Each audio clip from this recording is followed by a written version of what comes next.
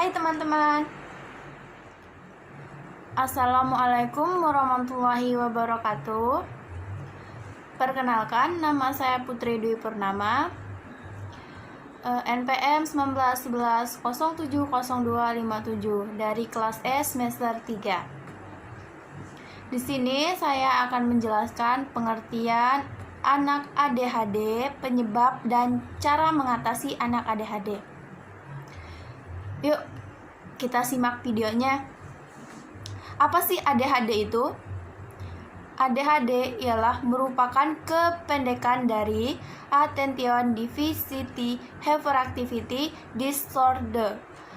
Attention, perhatian, defisit, berkurang, hyperactivity, hyperaktif, dan disorder atau itu adalah gangguan. Atau dalam bahasa Indonesianya, ADHD berarti gangguan pemusatan perhatian disertai hiperaktif.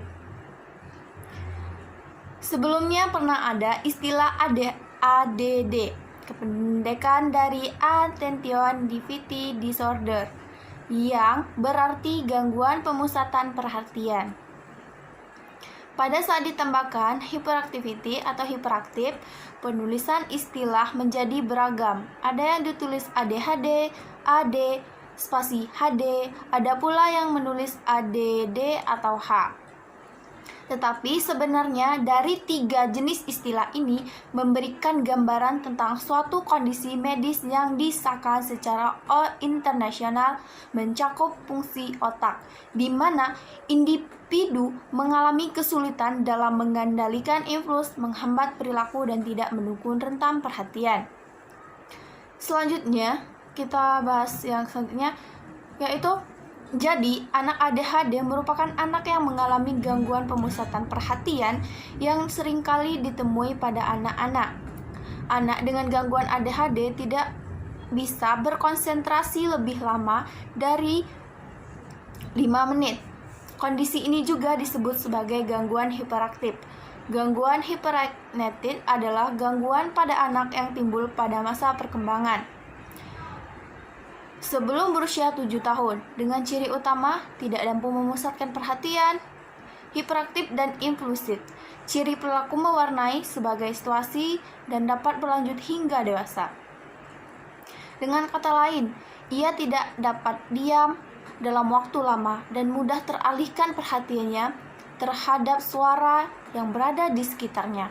Gangguan ADHD ini tentunya mengganggu bahkan menghambat proses kegiatan belajar mengajar, sehingga guru sulit untuk mencapai tujuan pelajaran yang telah direncanakan. Apa sih gejala dari ADHD ini? Gejala ADHD ini adalah pada masa kanak-kanak dan remaja mudah dikenali, sedangkan pada orang dewasa lebih sulit dideteksi. Umumnya, gejala ADHD yang dialami pengidap saat dewasa berawal dari kanak-kanak. Gejala umum dari ADHD antara lain seperti yang pertama, tidak memperhatikan. Maksud dari sini ialah gejala ini meliputi mudah interdistraksi, pelupa, tidak menghiraukan lawan bicara, tidak mengikuti petunjuk, tidak dapat menyelesaikan pekerjaan atau tugas di sekolah, mudah teralihkan ke hal-hal yang fokus, memiliki masalah dengan keteraturan, serta menghindari tugas yang membutuhkan perhatian panjang. Yang kedua yaitulah hiperaktif.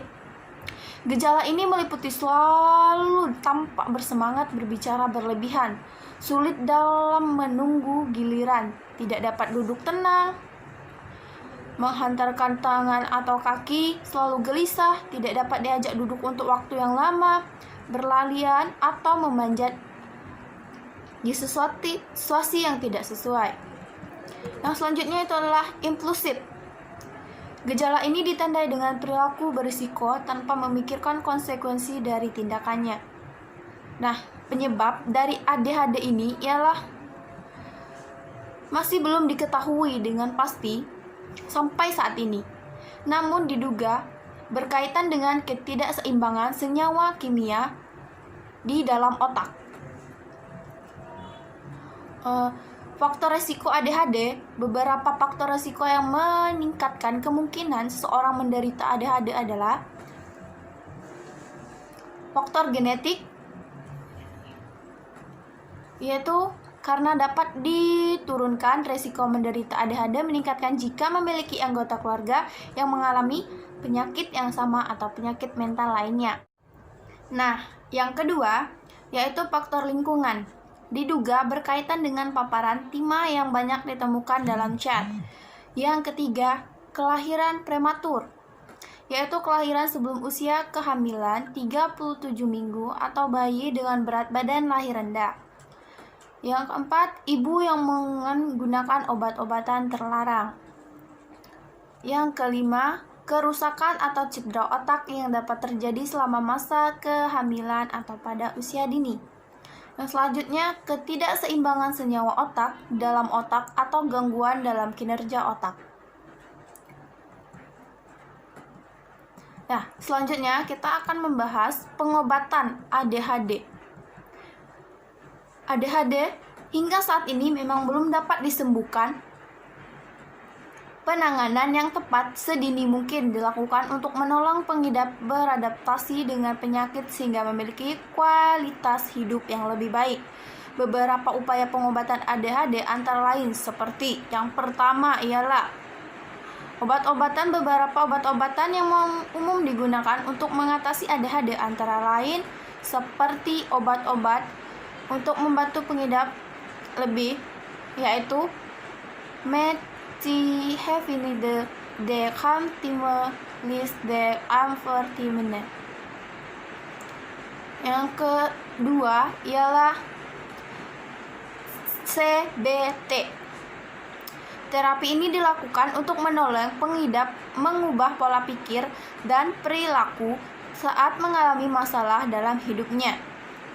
Yang ketiga, terapi psikologi. Terapi ini bertujuan supaya pengidap ADHD dapat menemukan solusi untuk mengatasi gejala penyakitnya. Yang selanjutnya adalah pelatihan interaksi sosial. Pelatihan ini bertujuan untuk menolong pengidap dalam memahami perilaku sosial yang dapat diterima dalam masyarakat. Selain pengidap, orang tua dan keluarga juga sebaiknya menjalani beberapa terapi supaya dapat beradaptasi dan menerima gejala pengidap ADHD. Contohnya seperti terapi perilaku. Terapi ini bertujuan supaya orang tua atau pengasuh dapat memiliki strategi untuk menolong pengidap dalam menjalani kehidupan sehari-hari atau mengatasi keadaan yang sulit. Yang kedua, pelatihan untuk orang tua pengidap ADHD. Pelatihan ini bertujuan supaya orang tua lebih memahami perilaku pengidap dan memberikan bimbingan bagi orang tua untuk menjalani hidup dengan pengidap ADHD. Pencegahan ADHD, tidak ada pencegahan spesifik terhadap ADHD. Bagi pengidap ADHD, kenapa sih harus ke dokter? Jadi gini, jika ada anggota keluarga yang menunjukkan gejala seperti disebut, yaitu adalah ADHD, sebaiknya cari bantuan ke dokter untuk memastikan diagnosis dan mendapatkan penanganan yang tepat. Nah, itulah tadi pemaparan pengertian dari anak ADHD, pencegahan, penyebab ADHD, dan lain-lain. Apabila ada salah kata, saya mohon maaf. Kepada Allah saya mohon ampun. Sekian dari video saya akhiri. Wabillahi taufiq wal hidayah. Wassalamualaikum warahmatullahi wabarakatuh.